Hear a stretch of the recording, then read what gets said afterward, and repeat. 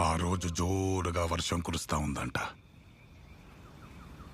తెల్లోళ్ళు మన దగ్గరున్న సొమ్మంతా దోచుకుపోయి ఒక నౌకలో పోతా ఉండారు.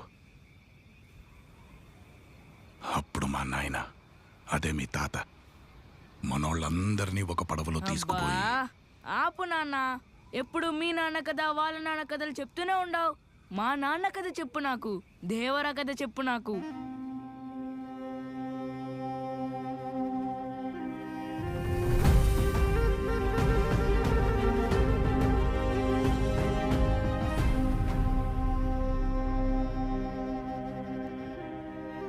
తరువాత తరానికి చెప్పుకునేంత కథలు కావురా మీ నాయనవి.